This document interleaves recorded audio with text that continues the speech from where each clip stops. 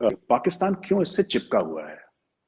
पाकिस्तान इसलिए चिपका हुआ है सर कि पाकिस्तान थोड़ी हमें पाकिस्तान आर्मी के जेनेसिस पे हमें जाना पड़ेगा और हमें समझना पड़ेगा कि है क्यों पाकिस्तान में ऐसा। जब हम समझेंगे तब हम प्रॉब्लम सॉल्व कर पाएंगे। फिर आपने अंत में ये भी पूछा प्रोफेसर साहब कि किस तरीके से इसको सॉल्व करना है, तो मैं वो भी बताऊंगा, बट आपकी अनुमति से मैं थोड़ा सा बताना चाहता हूँ विस्तार से, तफसील से। सर ऐसा है कि ये एक ही आर्मी थी सर। 14-15 अगस्त 1947 को Pakistani army and the Indian army were exactly the same army sir. इनके इनकी ड्रेस एक थी, इनके ऑर्डर्स जो देते थे ये एक जैसे थे, इनकी एसओपीज एक जैसी थी, इनका आर्मी एक्ट, इनका डिफेंस सर्विसेज रेगुलेशन, इनकी ड्रेस, इनका सेरेमोनियल, इनका खाने का तरीका, इट वॉज वन कोहिजिव आर्मी। और पार्टीशन के बाद भी काफी समय तक ये सेम रही है, इतनी जल्दी चेंज नहीं हुई। लोगों को ऐसा लगता है कि कि जैसे ही वो आर्मी जो थी वो पार्टीशन हो गई पाकिस्तान में, वो एक कोट अनकोट इस्लामिक आर्मी बन गई। ऐसा हुआ नहीं था सच में। They continued their traditions for a long period of time. लेकिन सड़न आनी शुरू हो गई थी क्योंकि पाकिस्तान की जो पॉलिटिकल लीडरशिप थी वो वीक थी। पाकिस्तान की पॉलिटिकल लीडरशिप करप्ट थी। And I think Mohammad Ali Jinnah खुद बहुत जबरदस्त कंफ्यूज थे कि उन्होंने पाकिस्तान आखिर बनाया क्यों। अब मिल गया, अब इसका करना क्या है? इसका करना क्या है? तो मॉथ ईटन पाकिस्तान की अक्सर उन्होंने बात करी। वो लेमेंट था दिल में, एक शिकवा था कि साहब ये भी नहीं मिला और ये भी नहीं मिला और जूनागढ़ भी मिल सकता था और सर क्रीक का भी कुछ हो सकता था। तो ये सब ड्रामा तो था, लेकिन इसके अलावा भी मॉथ ईटन पाकिस्तान आज भी है। जो हम बात करते हैं आयूब खान की, या फिर हम बात करते हैं याया खान की, जो मार्शल लॉ एडमिनिस्ट्रेटर्स थे, पाकिस्तान के डिक्टेटर थे, तो सर उन लोगों ने भी पाकिस्तान को एक मिलिटरिस्टिक स्टेट बनाया। मैं जिहाद पे आऊंगा सर, जिहाद बात की बात है। उन्होंने एक मिलिटरिस्टिक स्टेट बनाया और लोगों के दिमाग में कीड़ा डालना शुरू करा कि वी आर सुपीरियर, क्योंकि हम मुगलों से आए हैं, क्योंकि फलाना है, क्योंकि हम सेंट्रल एशिया से आए हैं। अब कोई कहीं से भी आया सर, अपने डिस्ट्रिक्ट के पिन कोड की वजह से तो कोई सुपीरियर होता नहीं है। मतलब हमारा कल्चर ये बताता है कि आप कर्मों के हिसाब से सुपीरियर होते हैं। अब मैं आपसे ये बोलूं कि मैं नोएडा में रहता हूं इसलिए मैं आपसे सुपीरियर हूं, आप चंडीगढ़ में रहते हैं इसलिए आप मुझसे इनफीरियर, ये तो कोई लॉजिक नहीं होता। बट लॉजिक पाकिस्तान में यही चलता है सर। यही चलता है कि हम ईरान से आए हैं, हम तुरान से आए हैं, हम सऊदी से आए हैं, इसलिए हम, तो ये this type of nonsense narratives. तो जो जियाउल हक को कहते हैं कि जियाउल हक ने रेडिकलाइज कर दिया पाकिस्तानी आर्मी को, वो बात सच है। लेकिन even in 1965 sir, even in 1965 Pakistani army ये कह रही थी कि हमारे जो एक मुस्लिम सोल्जर है वो 10 इंडिया के हिंदू सोल्जर्स के बराबर है।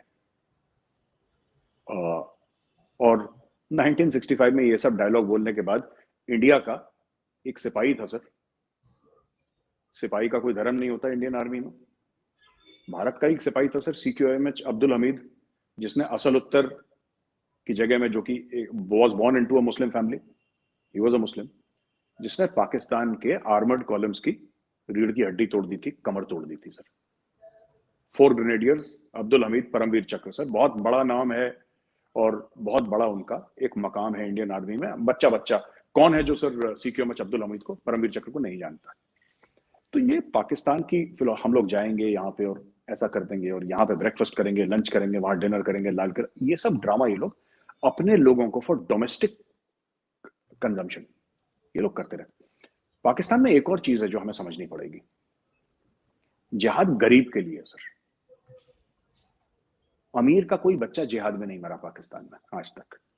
आज तक कोई फौजी जनरल ये नहीं कह सकता कि मैंने अपने बेटे को जिहाद के लिए भेजा ना। कोई बड़ा अमीर बिजनेसमैन, कोई parliamentarian member of national assembly, कोई सेनेट का मेंबर ये नहीं कह सकता कि मैंने अपने बेटे को जिहाद के लिए भेजा। पाकिस्तान का जनरल जो है, लेफ्टिनेंट जनरल कोर कमांडर, वो अपने बेटे को भेजेगा Oxford, Cambridge, Yale, MIT, Stanford, ठीक है सर। और गरीब के बच्चे को बोलेगा कि तू जाके जिहाद कर, क्योंकि इस्लाम का परचम तो तुझे लहराना है। मेरा बच्चा ऑक्सफोर्ड में पढ़ेगा और तुम्हारा बच्चा जिहाद लड़ेगा। ये एक सिंपल सी थ्योरी है। तो ये कहना कि सारी की सारी कौम बिल्कुल जिहाद में उनका दिमाग खराब हो गया, ये भी गलत है। क्योंकि एक सर्टेन सेक्शन ऑफ पीपल है पाकिस्तान में जो जिहाद लड़ते हैं। और वो सबसे जो नीचे वाला तबका है, जो सबसे गरीब तबका है, वो जिहाद लड़ता है। दूसरी चीज मैं आपको ये कहना चाहूंगा कि कश्मीर में छोड़ के एक या दो स्ट्रे इंसिडेंसेस, वो भी ठीक से नहीं हो पाए, 30 साल से ऊपर हो गए सर कश्मीर में आतंकवाद होते हुए। कश्मीर में अफगान भी आए लड़ने के लिए, सुडनीज भी आए, चाइनीज भी आए, ठीक है सर, वहां पे लेबनीज भी आए। कश्मीर में दुनिया का हर एक किस्म का मुसलमान आया लड़ने के लिए। जो कश्मीर में नहीं गया लड़ने के लिए, वो हिंदुस्तान का मुसलमान नहीं गया लड़ने के लिए।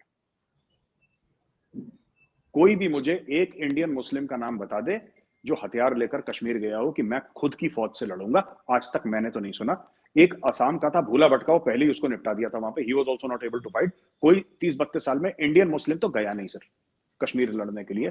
कुछ जिहादी एलिमेंट्स केरला से चले गए होंगे आईसिस सीरिया वीरिया लड़ने के लिए, और गए भी हैं काफी, वो that's a different matter. Kashmir कोई नहीं गया सर। और पाकिस्तान को यह कॉन्सेप्ट अभी तक समझ में नहीं आया कि इंडियन मुस्लिम्स क्यों नहीं कर रहे हैं। लेकिन पाकिस्तान इसके पहले कि हिंदुस्तानी मुसलमानों से सवाल पूछे कि भाई तुम क्यों नहीं लड़ रहे कश्मीर में, उनको खुद से पूछना चाहिए कि तुम्हारे अमीर लोग क्यों नहीं लड़ रहे जिहाद, तुम्हारे जनरल्स के बच्चे क्यों नहीं लड़ रहे जिहाद, तुम्हारे बिजनेसमैन के बड़े बड़े जो अरबपति बिजनेसमैन है जिनका लंदन में घर है, वो लोग क्यों नहीं लड़ रहे जिहाद। वो लोग कभी नहीं लड़ते। वो जो रेडी वाला है, जो दुकान में सेल्स पर्सन है, या जो डेली वेज वर्कर है, वो जिहाद लड़ता है कश्मीर में। This is the profile of people who come to Kashmir to fight jihad. अच्छा, जहां तक जिहाद की आइडियोलॉजी है कि जन्नत है, हूरें मिलेंगी, तो जो अमीर है पाकिस्तान में, जो जिसके पास वसाइल हैं, जिसके पास फैसिलिटीज हैं, तो उसने तो जन्नत अपनी लंदन में बना ली सर, न्यूयॉर्क में बना ली। उनके आसिम सलीम बाजवा जैसे उनके जनरल्स हैं पाकिस्तान आर्मी में, जिनके 150 रेस्टोरेंट्स हैं सर, 125 पापा उनके हैं, 25 वैसे उनके रेस्टोरेंट्स हैं, उनकी माइंस हैं बलूचिस्तान में, उनके मिडिल ईस्ट में रियल एस्टेट के बिजनेस है। तो उन्होंने तो उनको मरने की जरूरत नहीं है जन्नत देखने के लिए, उन्होंने जिंदा होते जन्नत देख ली। तो दो किस्म के पाकिस्तानी हैं जो जन्नत के ख्वाहिशमंद हैं। एक वो पाकिस्तानी जो अमीर है, वो जीता जागता इसी दुनिया में अपनी जन्नत बना लेता है, और जो दूसरा पाकिस्तानी है गरीब, जो इस दुनिया में नहीं बना पाता, उसको ही बोलते हैं कि ठीक है भाई, तू इस दुनिया में नहीं बना पाया, तू ऊपर चले जा, ऊपर तेरे को हो सकता है जन्नत मिल जाए। तो एवरीबडी इज लुकिंग फॉर जन्नत in their own way and managing somehow. आखिरी पॉइंट जो मैं देना चाहता हूं, पाकिस्तान आर्मी ने रिलीजन को जो वेपनाइज करना शुरू करा था, जो प्रोजेक्ट बीच में कुछ कुछ दशकों के लिए रुक गया था, ये ऑन ऑफ स्टॉप गो वाला प्रोजेक्ट है सर ये। तो ये प्रोफेसर साहब क्या था कि इन्होंने शुरू करा ये 1980s में, अर्ली 80s में सर, अफगानिस्तान में जिहाद करके। उस जिहाद के भी बड़े अच्छे रूप हैं, रंग हैं। जो अमीर थे उन्होंने CIA से पैसा लिया। अब आप देखिए प्रोफेसर साहब, कितनी बढ़िया चीज है ये। जो अमीर थे, जो जर्नल थे, जो ब्यूरोक्रेट थे, जो सियासतदान थे, उन्होंने साहब पैसा लिया अमेरिकन से, और अमेरिकन से पैसा लेने के बाद उन लोगों ने क्या करा कि गरीब को बोला कि बेटा तुम जाओ और अफगानिस्तान में जिहाद लड़ो। तो जो अफगान थे, जो अपने फ्रीडम के लिए लड़ रहे थे रशियंस के साथ, वो तो लड़ ही रहे थे, इन्होंने यहां से मदरसे से भेजना शुरू करा।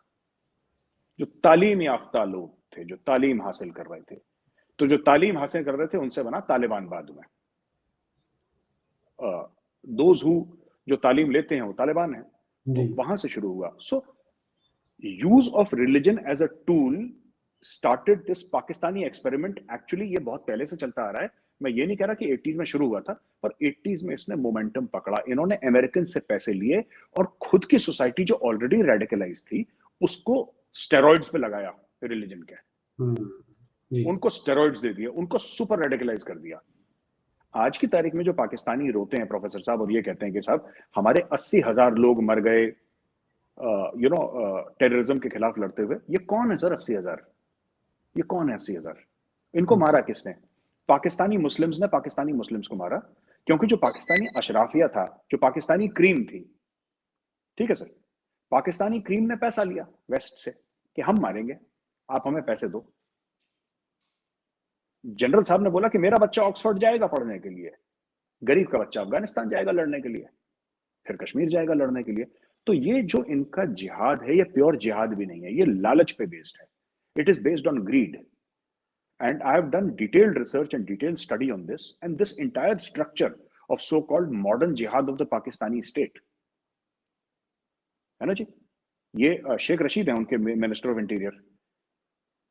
शेख रशीद अक्सर ये बयान देते हैं कि बिरला मंदिर की घंटियां भारत में बनना बंद हो जाएंगी और पाव पाव किलो के बम हैं, हमारे पास ऐसा बम है जो हिंदुओं को मार देगा और मुस्लिम्स को खरोच भी नहीं लगेगा। ये उनके मिनिस्टर ऑफ इंटीरियर ऐसे बयान देते हैं।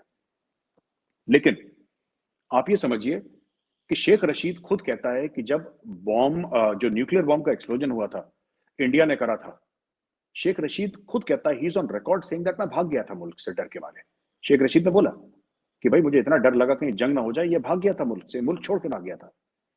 तो ये लोग हैं जो खुद दुबई में जाके बैठ जाते हैं क्योंकि अरबों पति हैं, देश को लूटा है, तो ये लोग जाके सर बाहर बैठ जाएंगे, ये लोग जाके अपने लंदन में बैठ जाएंगे, और जो रेहड़ी वाला है, जो सड़क की सफाई करता है, जो झाड़ू लगाता है, वो जो दुकानों में काम करता है, वो जो डेली वेज लेबरर है, लेबर चौक पर खड़ा रहेगा, वो जो कि 150, 200, 300, 400, 500 रुपए दिहाड़ी कमाता है, वो उन सबको बोल के कि भाई देखो तुम्हारी जिंदगी में जन्नत तो है नहीं, अगर तुम्हें जन्नत जाना है तो ये रास्ता है, हथियार पकड़ो, कश्मीर जाओ, अगर मारे गए तो जन्नत पहुंच जाओगे। This is how they sell it.